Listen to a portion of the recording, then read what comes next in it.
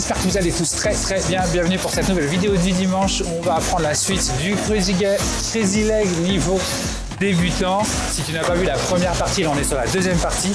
Donc là, je t'invite à aller regarder la première partie avant de commencer cette vidéo parce que tu ne vas rien comprendre. Allez, aujourd'hui on va apprendre à faire ça.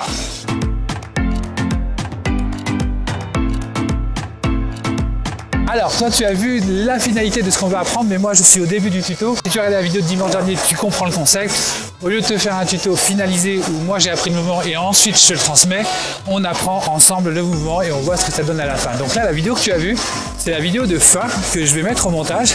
Mais moi, je ne sais pas ce que ça donne parce que je suis au début du tuto.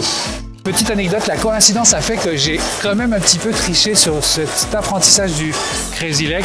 J'ai pris 1 heure de cours. Alors je t'explique la petite anecdote. En fait, si tu veux, quand j'ai fait la dernière vidéo de la semaine dernière que j'ai appuyé sur enregistrer samedi soir pour qu'elle soit diffusée dimanche matin, juste au moment où j'appuie sur enregistrer, j'ai mon Messenger qui se lève avec un message et qui dit avec Amandine que tu as dans mes vidéos, qui est coach de roller dance, là, tu les as ici, si tu veux trouver, tu regardes, tu verras les vidéos avec Amandine, et qui me dit: Bruno, je suis en train de faire un cours en live de roller dance sur le Crazy Leg, je le fais demain. Est-ce que ça t'intéresse de payer ta participation pour venir faire 1 heure de cours de Crazy Leg avec moi? Je venais juste de publier la vidéo. Je lui dis: mais Amandine, je lui ai déjà publié la vidéo, c'est affolant. Tu lis dans mes pensées, je suis en train de... Voilà, j'ai déjà fait la première partie, mais carrément avec plaisir, je vais apprendre la deuxième partie. Et c'est un gros avantage, j'ai très bien fait de prendre ce petit cours parce que ça va me permettre d'avoir déjà le chemin. Alors je t'avoue que je ne suis pas encore parfait sur le Crazy Leg, mais j'ai déjà le chemin. Et ça, c'est très bien parce que ça me permet de pouvoir te le transmettre facilement. On est parti pour notre petit tuto. Donc vous avez remarqué que j'ai retiré mes freins. Si vous avez vos freins, ça va être compliqué, donc je vous invite vraiment à les retirer. Je me suis aperçu que les freins touchaient systématiquement le sol quand on mettait le pied dans ce sens-là et ça nous empêchait simplement de faire le Crazy Leg parce que on se retrouvait bloqué. Donc je te conseille vraiment pour faire le Crazy Leg de retirer tes freins, autrement tu ne pourras pas le faire. Et petit message à Emma en effet qui m'a laissé un message dans le Discord de la communauté roller, où tu trouveras le lien juste en bas, m'a laissé un message en disant: alors j'ai bien peur parce que la prochaine vidéo ce soit sur la pointe des pieds. Et oui, on y est Emma, c'est la deuxième partie, on est sur la pointe des pieds et on va plus travailler en ciseaux cette fois. Donc la première jambe va se positionner derrière sur la pointe comme tu vois ici.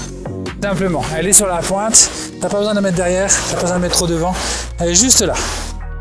Une fois qu'elle est là, une fois qu'elle est positionnée de cette façon-là, la jambe de derrière, elle va faire hop, hop, simplement. Mais tu vas avoir ici, ce moment-là, l'autre jambe qui devra être comme ça. Alors je le fais comme je peux, le plus lentement possible, mais c'est pas évident, doucement. Elle sera comme ça, tu vois. Donc, tu vas avoir une transition entre tes deux jambes. Celle-là va faire ça, l'autre va se lever, va faire ça et va revenir derrière. Ensuite, quand elle sera derrière, celle-là, et ben, elle fait le même mouvement que l'autre. Elle repart comme ça, l'autre se lève, tu repars derrière et ça te ramène par là. Alors évidemment, c'est pas évident à faire au ralenti comme ça parce que là, ça demande énormément d'équilibre. Mais je vais te le montrer sans lever les pieds, juste te montrer ton positionnement de jambes et ton positionnement de tes genoux. Alors, premier mouvement, tu es là. Quand tu vas arriver à l'intermédiaire, je vais appeler ça, tu vas avoir un pied qui va être là et un autre qui va être là et tu vas être de cette position-là.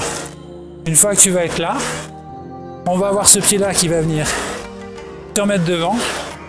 Ton appui va venir dessus et celui-là va venir se mettre derrière sur la pointe. Sans exagérer le mouvement que je viens de faire, il va être à peu près à ce niveau-là.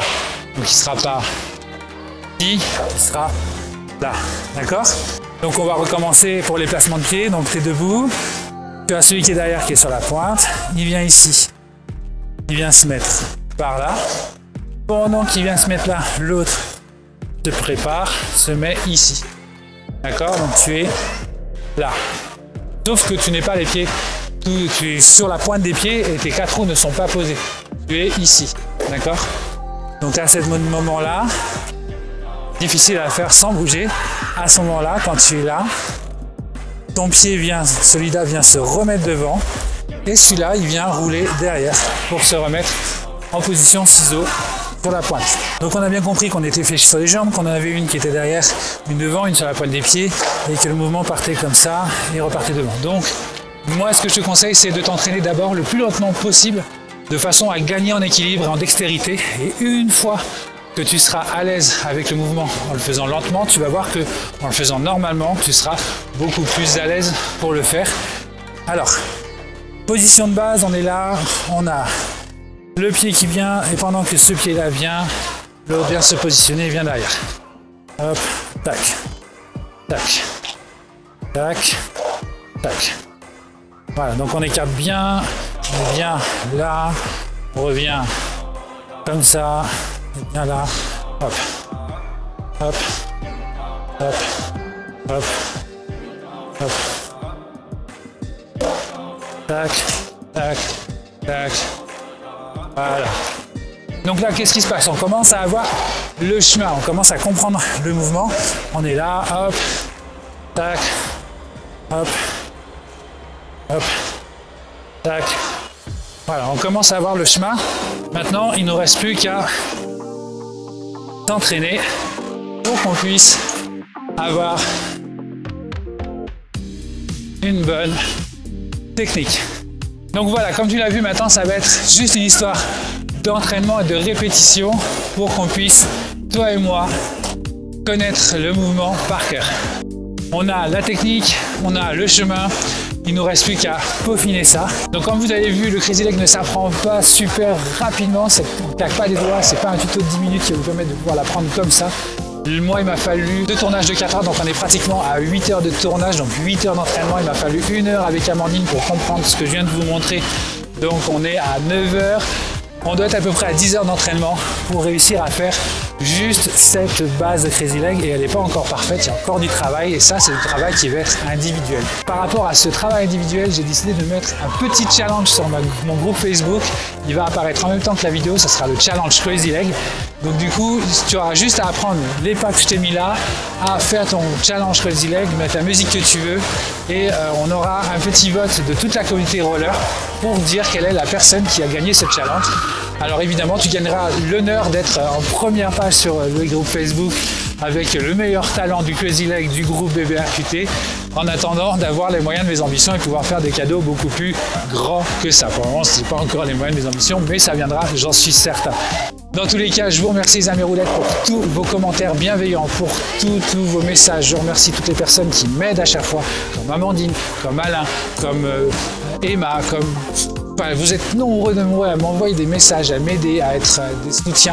Et ça me donne vraiment envie de sortir et de continuer à vous faire des tutos. Donc continuez comme ça, vous êtes de super personnes. Merci à vous, merci pour tout ça, parce que moi, ça remplit mon cœur. Merci les amis. Je vous souhaite un très bon dimanche, et n'oubliez pas, abonnez-vous, partagez la vidéo et sortez en roulette. Allez, salut!